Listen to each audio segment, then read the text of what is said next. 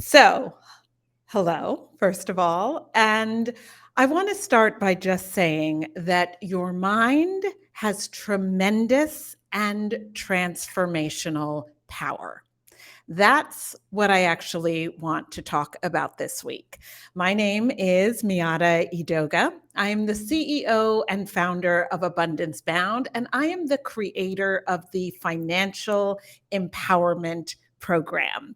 Now, this is the only step by step financial guidance that was designed specifically for creatives, actors, artists, dancers, writers, directors, but really non traditional earners of all kinds. So, entrepreneurs, gig economy workers, freelancers, people who do not earn a regular paycheck every 2 weeks, people who did not choose paths that come with 401ks and paid vacations and all of those kinds of things, who chose paths because of what you love, but now you may be struggling to figure out how to get the money piece working and supporting everything that you are up to in the world. So, we believe that there are three keys to creating a relationship with money that allows you to thrive. What are those three keys? You have to be willing to strengthen your money mindset, okay? Your money management. This is the practical daily, weekly, monthly, quarterly, annual activities that you are doing around your money. And you have to be willing to build the muscles that support you in making more. So, what are those three keys again? Mindset, management, and making more. And so I am committing to going live every single Monday at 1 p.m. Pacific. We are still struggling with some of those technical details to get ourselves streaming on all the platforms simultaneously. But I'm committing to going live every Monday to talk to you and to answer the questions you have about those three areas. Where are you stuck as a non traditional earner when it comes to your mindset, how you're thinking about your money? When it comes to your management, how are you practically managing those ups and downs when it comes to your income, when it comes to your expenses? And how are you doing in terms of making more? And so today, I wanted to focus on money mindset. Now, this is only my second live. And as I said, we're trying to do this on all the platforms. And so I would be so grateful if someone, even if you have a question, it would be amazing if you'd post your question in the comments. But even if you just give me a hi, anything in the comments so that I can see that I'm able to sort of interact with you directly. So let's see. Okay, I see someone hit a heart emoji that just flew across my screen, but any comments? Am I able to see the comments? Oh, goodness. So, I can, it looks like, sorry guys, I know I'm putting my hands right in front of the camera. I can say hi. I just said hi. So if anyone could say hi back, that would be really helpful. Okay, Monique, thank you so much. A wonderful opportunity. Okay, perfect. So I think what that means is that, Monique, I'm hoping that you put that in the chat. Beverly, thank you. Hi, Miata. So thank you guys. I'm getting comfortable with these new platforms.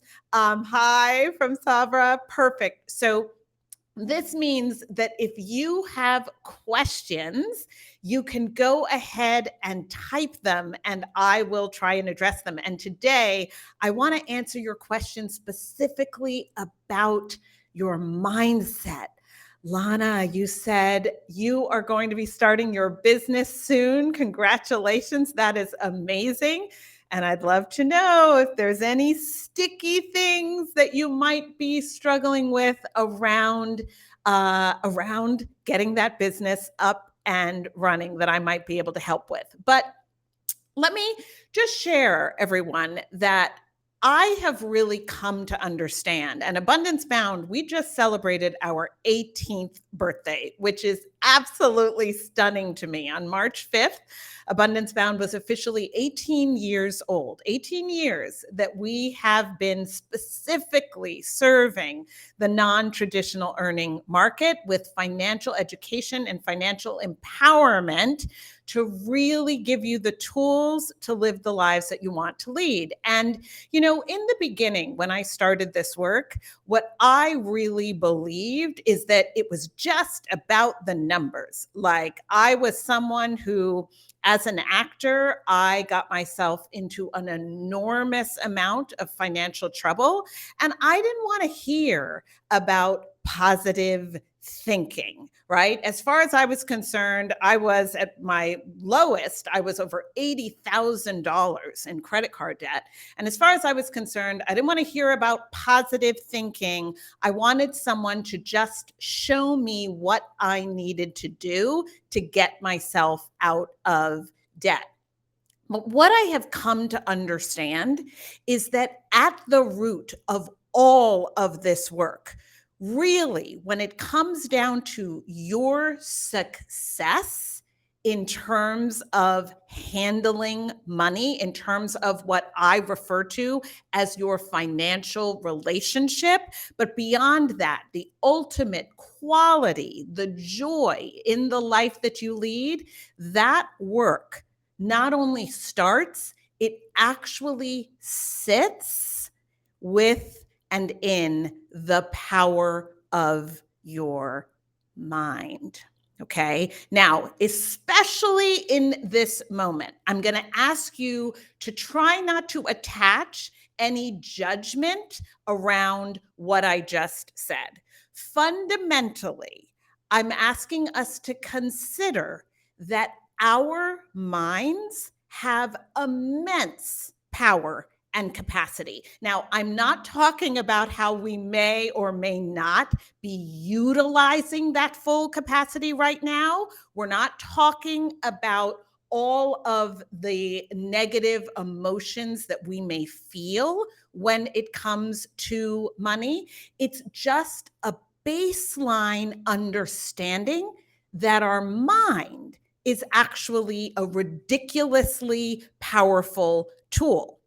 And so before we can dive into all of the very practical aspects of how do you manage your money on a daily and weekly and monthly basis, especially as a non-traditional earner, before we can get into those practical aspects, we have to look at what may or may not be holding us back in terms of our minds. Now, Monique, you said, I have a lot of resistance, fear of being trapped in a full-time job, while simultaneously needing to get real about your earning. So what you're looking at is your mindset about willingness, right? Your willingness to be flexible when it comes to what opportunities may exist. So, Monique, perfect, because I would suggest that is, you have just voiced the core of what all of us struggle with as non-traditional earners. We have resistance, we have fear of being dragged away from what it is that we really want to be doing into something else that has nothing to do with what we feel that we're here to do on this planet. But while, as Monique says, we simultaneously are needing to figure out how to support our lives, how to actually keep going. And I think that, Monique, what you're raising for us in the beautiful way that you phrase that question, what you're raising is the reality that we have a lot of fear around this thing, right? This full time job taking me away from what it is I really love. But what we do have to acknowledge is the fact that money stress, financial anxiety, the inability to pay our bills, the inability to invest in the growth of our businesses, of our creative careers, of our artistry, of the development of our craft. All of those things actually pull us away from what we love. So we have fear about this sort of, what if I got a full-time job and that full-time job took me away from what I love? But practically speaking, what many of us find is that the fact that we do not have the money piece handled, that is actually taking us away from what we love. Beverly, you say you're now involved in academia as an assistant professor, but you feel like you're still not making enough, even if you're doing what you love, even having an MFA in your field. And so, again, right? What I would say here for you, Beverly, is that what's possible is that that actually isn't a mindset issue so much. That may be a practical making more issue. So I don't know whether you were on at the beginning, but I love both of these questions, both of these challenges, because right away you're both speaking to two of the three areas that we believe are fundamental when it comes to having a healthy and strong relationship with money. Your mindset, right? And so, Monique, you really point out how fear, that's a big part of what we struggle with in terms of our mindset. We also talk about management, and then there is making more. And Beverly, that is one of the other pieces that we have to really look at. What do we need, right? What do we actually need first to sort of cover our basics, but then to actually be able to live lives that feel fulfilled, that feel like we're doing the things that we want and need to be doing. And then we have to actually figure out how we can bring those things together. How can we create what it is that we need? Now, I want to share, this isn't a news story. This is something that you may have heard, but this is something that was really a key. This is a story that I hang on to because it helps me constantly frame for myself this conversation about mindset. So, I don't know if you've ever heard of Roger Bannister. Roger Bannister was a runner, and in 1954, he was the first person who ran a mile in under 4 minutes. Okay, so it was Roger Bannister who did that, and he did it in 1954. And what was super fascinating, right, about the fact that he ran a mile in under 4 minutes is that that was a goal being chased by runners, you guys, for almost 70 years. For almost 70 years. And in that time, experts like coaches and doctors and scientists, they had, many of them had said running a mile in less than 4 minutes was impossible. And the ones who said it might not be impossible, but they made predictions for like the precise conditions that would have to occur for that 4-minute mile to ever be broken. It was like the wind would have to be going at this speed and the temperature would have to be this, and you'd have to be running on this surface and these sneakers. And Roger Bannister ended up beating that 4-minute mile in virtually none of the conditions that all of these experts had said would need to happen. But here was what was more significant. What was more significant is that even though it took Roger Bannister 70 years to break that record, that 4-minute mile record, it was only 46 days after that before it was beaten by an Australian runner. So Sabra, you're saying you were just reading about this in The Art of the Impossible. Yeah, they literally said it couldn't be done.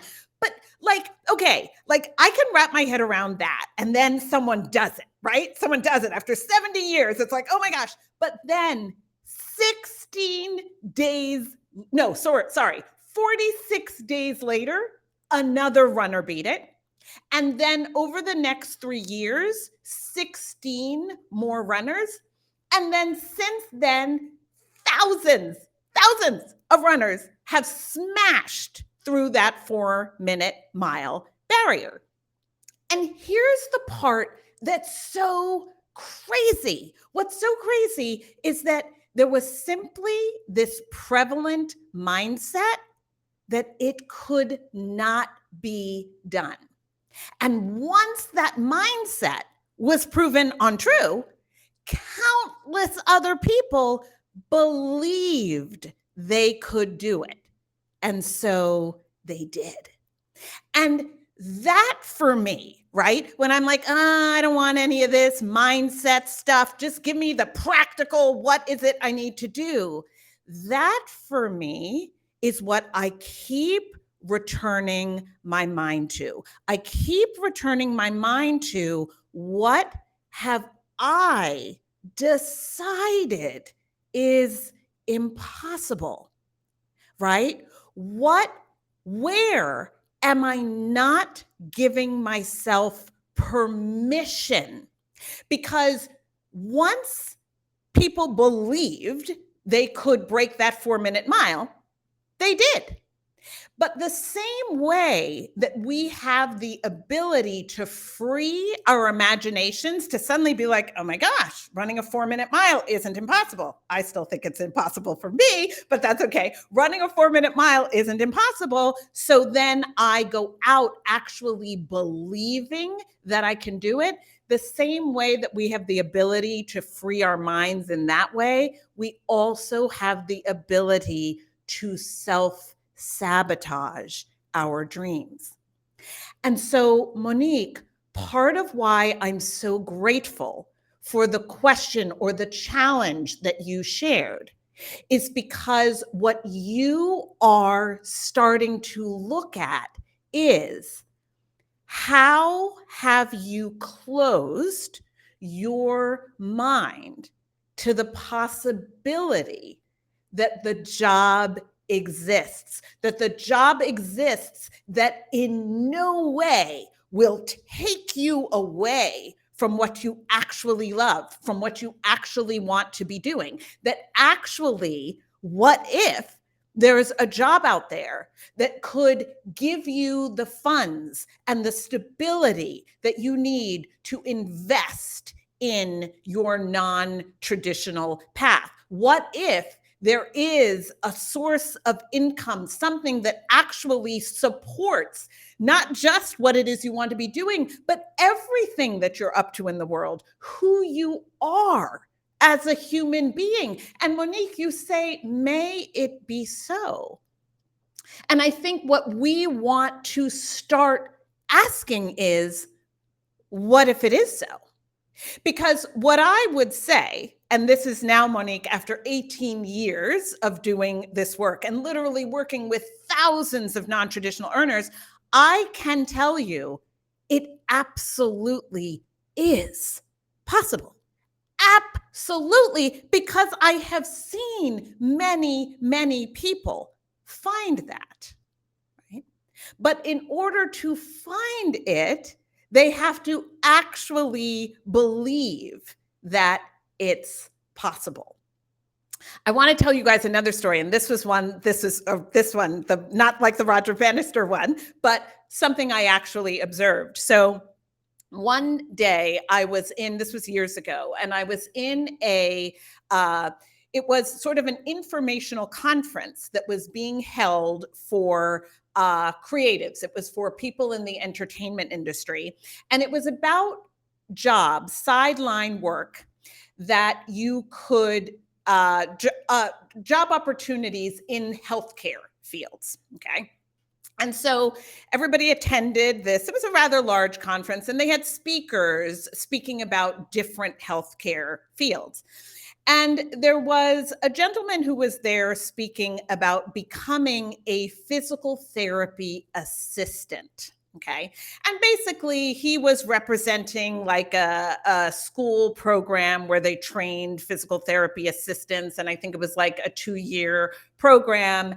And you would, go and get trained, and then you would be certified or whatever. You would have the qualifications that you needed to get a position as a physical therapy assistant. And so he spoke, and some others spoke, and so someone raised their hand, and because he was speaking from he was representing an actual like learning institution, they asked what was their job placement rate after graduation. So after people completed this 2 or 3-year program, what was their job placement rate? Okay. Now I want everybody to think about this for a second, because think about what you would think is a good job placement rate. Because I don't remember exactly, and maybe type it in the chat if you have an idea as to what you think would be what would you feel like, oh, that's pretty solid. Like if I was thinking about going for that program, that's pretty solid. Think about what you might think. And I think I sort of thought, I don't know, if he said we have a 70% placement rate, 75% placement rate, right? I would think that's pretty good, right? My odds are good that if I did this, if this was something that was suited for me, that I could get a job afterward. So his answer was that they had 100%. Monique, you said 70, right? Like that feels like good odds. Yeah. 50, 60, Beverly, right? You still feel like, all right, I've got a slightly more than, 50% chance that if I go and I do a good job, I'm going to get a job. You guys, his answer was that they had 100% placement rate. So I was like, wow, that's crazy. Like people who go through your program, you're finding jobs for 100% of them. Now, let's just all accept that everybody didn't love the jobs and they're not all perfect, but like, wow, everybody coming out is getting a job. Okay, so there were a few other questions about the length of the program and the cost of the program. And then there was a woman in the audience, and she put up her hand like, lots of attitude. And please know that I'm going to imitate her, but we have all been this woman, okay? I know that I've been this woman, but she puts up her hand, lots of attitude, angry already. And the guy calls on her, and she's like, well, so I'm an actor, and let's say that I went to your program and I got a job. And then what happens if I book something, right? What happens if I book a job? And this poor guy, right? Like this guy, he's not in the entertainment industry at all. Like he's just been brought to, share about this possible opportunity. And I mean, hostility is emanating from this woman. And he's like, well, and he's literally like stammering, like he looks so nervous, like he's not sure. And he's like, well, I mean, you would have to go to your job, right? And the woman is like, you see, to everybody, like looking around the room, like, you see, this isn't for us. And the reason why that stuck with me, and again, everyone, really, I know I have been that woman, is that talk about absolutely her mind was closed to possibility. Completely and totally closed to possibility. Because, sorry, I forgot one of the other questions that was asked, and this was years ago, was one of the questions that was asked was, what's the average pay?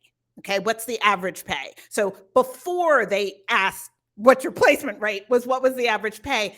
And this was years ago, at least 8 or 9 years ago. The answer was the average was between $45 and $55 an hour. Okay. So that's still good today. It was really good then. So what I was struck by was how many of us as non-traditional earners have had jobs where we've had a conflict, right? And we have had to figure out a way around that conflict, getting someone to cover for us, getting scheduled for a different shift. And I'm not saying that there isn't some stress involved in that. Not pretending that at all, of course, right? That can be challenging.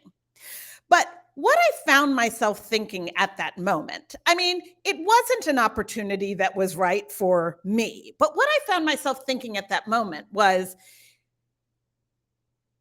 all of the years where I was looking for work that would support my career as an actor, where I was looking for a sideline career, and I was struggling to get paid more than $12 to $15 an hour. And even with those $12 to $15 an hour jobs, when I got an audition or I booked a job, I still had anxiety about, could someone cover my shift at Starbucks? Could someone cover my shift at the restaurant? And I thought to myself, I could go into this program absolutely determined to not just absolutely rock it when it comes to the program, but to also build relationships, to also form friendships. Thank you, Monique. Choose your hard with other physical therapy assistants, other aspiring physical therapy assistants. I could make it clear that I am absolutely someone that you can call on if you need a shift covered, in the hopes that I could build relationships with other people who would also help me when I needed shifts covered. Again, perfection? No, not perfection. But I love how Monique says, choose your hard. Am I doing that with my $14 or $15 an hour job? Or am I doing that with my $45 to $55 an hour job? And it's not that I'm using even this specific example and in any way saying everyone should run out and look at being a physical therapy assistant. That is not my point. What my point is that her mindset was completely closed to opportunity. And what I believe, right, is that just like Roger Bannister, where for 70 years, experts, doctors, scientists were saying it's not possible to run a mile in less than 4 minutes. How often, as artists, as creatives, as non-traditional earners, as entrepreneurs, how often have we heard it's not possible? How often have we heard, starving artist, you better be ready to struggle, you better be ready to suffer? How much have we bought into if we are not, literally, I used to, this is how I was raised, if blood is not coming from your fingers, you are not working hard enough to believe that you are not working hard enough that you should expect or believe that you can and will be successful. How much have we bought into the idea that it's got to be some sort of lucky break, some opportunity that is absolutely going to shift our finances overnight. But until that happens, I have to struggle. I have to suffer. That's what I really want us to look at today. Because the other person who so graciously shared, I am now working in academia and I love it, but I feel like I'm still not earning enough money. That may absolutely be true, right? It may be true that you're not earning enough money. But what we want to first look at is, what doors have you closed around how it might be possible for you to make more, right? So that we know that that's what needs to happen, but you actually have the mindset that believes that there are things you can do. Okay. Bannister didn't just sit on a cushion and say, 4-minute mile, 4-minute mile, 4-minute mile, and then get up and run the mile in less than 4 minutes, right? Absolutely. There was training. There was like, can we agree he had to show up, right? But he also had to believe that he could. Okay. So, one of the things that we really focus on in our financial empowerment program is we really focus on understanding how your brain works. Not because we're all seeking to be scientists, but because understanding the ways that our brain works and the ways that our brain actually can be working against us in terms of how we're thinking and feeling and processing and moving forward. Understanding how your brain works really helps it helps you to get into a space where you actively work to have your brain working for you, if that makes sense. We differentiate between what we call the pain cycle and the power cycle. And very, very simply, we are in a pain cycle when all of our decisions are being led by our emotions. Okay. And it is very easy for that to happen because essentially the older parts of our brain are very much emotional balls, essentially, right?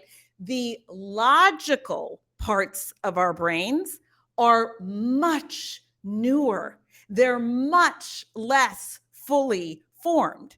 And so the power cycle is when we're in the power cycle when we're feeling all of the emotions, because we're always going to feel the emotions. We're human, but we're not letting the emotions lead. We are allowing clarity and information to lead. And the reason why we spend time in the financial empowerment program understanding our brains is because when we understand that we as humans are essentially programmed to respond to things emotionally, when we understand that, then it allows us to just sort of create a teeny bit more space between the emotion and our reactions and our behavior. And this is especially important when it comes to our money. So again, I keep using you, Monique, because you gave us such a great place to start. But the emotions that you shared, the emotions of fear, of uncertainty, those emotions are real and you want to understand them and not try to squash them down. But you don't want to allow the emotions to lead. You want to get as clear as possible around what are your needs? What are your needs financially? What are your needs practically in terms of time and flexibility?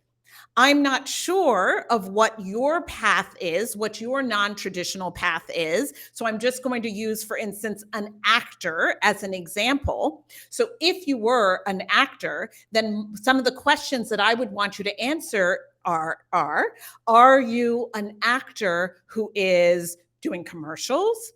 Are you auditioning on a daily basis, regularly, right? Because then the flexibility that you need might be different from someone who's more of a theatrical actor who right now may be auditioning once a week, maybe auditioning a couple times a month. The flexibility we need is different in those places. Are you someone who is currently really needing to focus on the creation of your own projects, on the development of your craft, on the building of relationships and networking? Because again, the needs are different from that person who may be auditioning for commercials every day.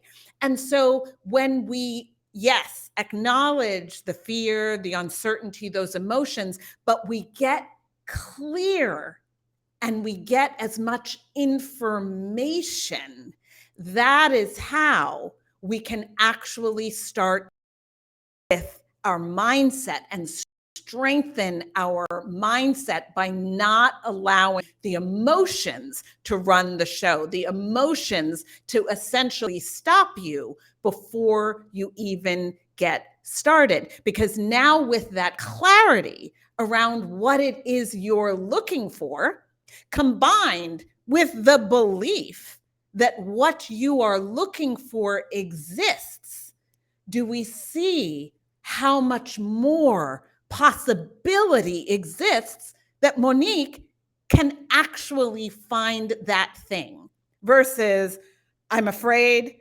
I'm uncertain, I don't really believe it's out there, and I don't even really know what it is that I need this thing to be, other than knowing that I don't want it to take me away from what I love. These are the ways that we allow our mindset to work against us. So I'll wrap up today by saying again that your mindset in every single area of your life, but particularly in this case, here at Abundance Bound, we focus on it and its relationship to your money, right? Your mindset is either closing doors or it is creating possibilities. And most of us, we are not exploring how deep that goes, even though we see the evidence of what's possible. We see someone else that has maybe found that job, right? But we say, oh, well, she's special, or they had this going for them, right? We use the she's special argument. That person who did that thing, that person is a special breed, right? These people are just special folks. But really, they're not. I mean, not in any way that's different from how every single person on this live is special. But that can be difficult for us to accept, because if we own how special we are, if we own how powerful we are, then there are really no excuses for not living the lives that we want. Okay? So, again, I am going to be live every Monday. And my desire, my greatest desire, is that this is really an opportunity where I don't just talk at you, but where you bring what you'd like us to talk about. I want to get to the root of what is keeping you stuck as a non-traditional earner. What's keeping you stuck? Because most of us, if we're honest, we will say that it feels like money is essentially keeping us from getting what we want, okay? But we got to go deeper than that because we can stay stuck in that forever. Yeah, money is just the reason why I'm not getting what I want. And if I just had more money, then everything would work out for me. And I promise you, having worked with thousands of clients, some of which have lots and lots of money, okay? Money is not going to solve your relationship with money. Yes, Monique, old stories, lack of information, and we need to have a willingness to be uncomfortable and to change. And that is, I couldn't have said it in a better way, Monique, that's what Abundance Bound is here for. We are here to shatter the old stories about what it means to be an artist, about what it means to be a non-traditional earner. That's the first thing. We are absolutely here with the information. You want practical? Our financial empowerment program gives you step by step the actions that you need to take to build a strong foundation on which a lifetime can be built. But yes, we have to have the willingness to be uncomfortable and to change. I have a teacher, and I share this for you, Monique, but for everybody. I have a teacher who talks a lot about the movement from theory to practice to mastery. Theory, practice, mastery. Okay. And our goal, our mission at Abundance Bound is to take you as a non-traditional earner when it comes to your relationship with money from theory. Okay, so I share a lot of theory today. These are ideas. I believe there's also a lot of fact, right, about our minds and how they work with us and how they work against us. But at the end of the day, it's theory. Okay. The next step is practice. What are you practically going to do? One of the things we're proudest of in the financial empowerment program is our roadmap, because the roadmap is the practical actions, management actions, and making more actions. We got to take the theory, we got to take it into action. And then, yes, it is only through action that we will develop mastery. There are ways that I manage my money today, that I manage my mind today, that 20 years ago, like the idea that this is the kind of relationship I would have with money was laughable to me then. But it's about, yes, theory, but it's also about 20 plus years of practice constantly on that road to mastery. Because everyone, you will have a relationship with money your entire life. You do not get to escape that relationship. So what you get to decide is what will you bring to the relationship. I will say it at least once every single time I go live. You know what healthy relationships require. You know what they require. And so if you know that you will have a relationship with money for your whole life, then the question is, what are you bringing to that relationship? That's what I want us working on in this time together.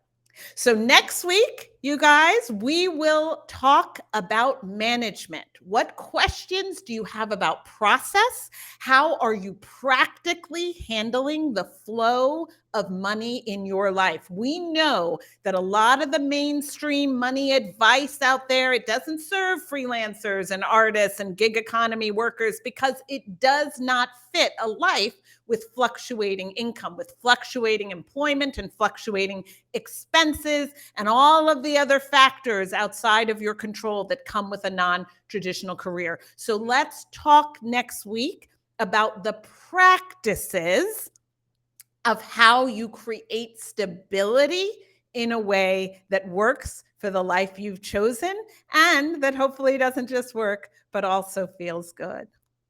Thank you, guys. Thank you for being with me today for my second live. We are still working on all this technical stuff. I've got Instagram going on my phone, and I've got Facebook and Twitter and YouTube going on my computer. And one of these days, hopefully, we will get them all functioning in one place. But I so appreciate each of you, and I hope you'll come back. And I hope you'll bring your questions. All right. Have a wonderful, wonderful week, everyone. And I will see you soon.